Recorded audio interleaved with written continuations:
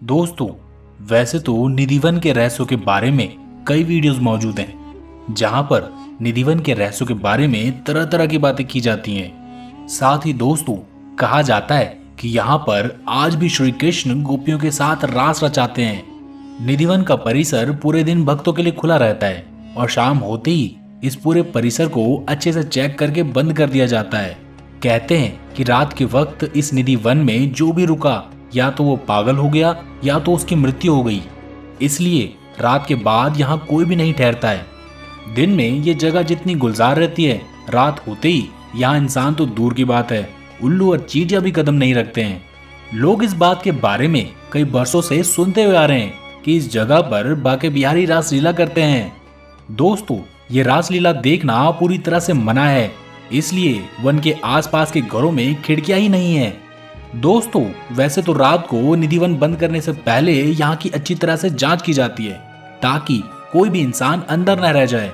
लेकिन झारखंड से आई एक लड़की निधिवन में रात के वक्त वहीं कहीं झाड़ियों में छुपकर बैठ गई और उसके बाद जो बवाल हुआ उसे जानकर आपके होश उड़ जाएंगे।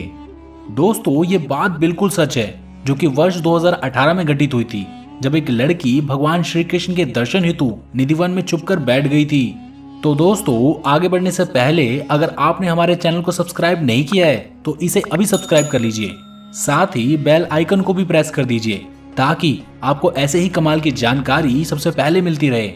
तो चलिए इस वीडियो की शुरुआत कर लेते हैं। सदियों से मान्यता चली आ रही है कि निधि वन में प्रतिदिन मध्य रात्रि के समय राधा कृष्ण आते हैं और 16,000 गोपियों के साथ रास रचाते हैं। इस अद्भुत वन के बारे में ये भी कहा जाता है कि यहाँ रात्रि में भगवान श्री कृष्ण बांसुरी बजाते हैं और जिसकी मधुर ध्वनि को भी सुना जा सकता है। साथ ही दोस्तों, श्री राधा रानी और गोपियों के नुपुर की ध्वनि को भी सुना जा सकता है। आस्था के प्रतीक निधि वन में एक रंग महल भी स्थापित है। माना जाता है कि रस के बाद यहाँ राधा कृष्ण विश्राम करते हैं। यहाँ उनके विश्राम के लिए चंदन का पलंग भी लगाया जाता है। आपको जानकर आश्चर्य होगा कि सुबह यहाँ बिस्तर को देखने से प्रतीत होता है कि यहाँ निश्चित ही कोई रात्रि में विश्राम करने आया था।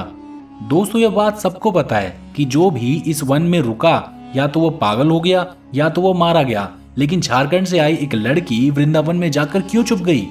चलिए जानते हैं। दरअसल ये लड़की काफी समय से श्री कृष्ण की भक्त रही है।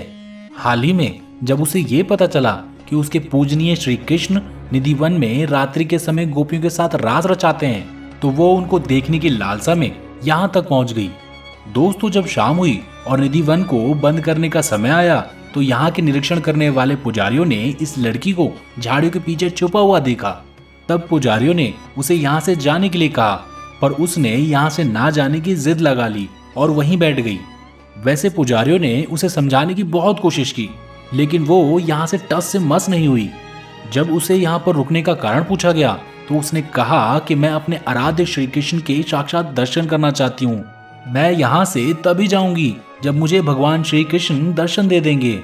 उसके इस कदर जिद करने के कारण बाद में पुलिस बुलानी पड़ी, जिसके बाद एक सामाजिक कार्यकर्ता की मदद से उस लड़की को बाहर निकाला गया। पुलिस ने झारखंड में युवती के परिजनों को इस बात की सूचना दी, जिसके बाद उसके परिवार वाले उसे आकर अपने साथ ले गए।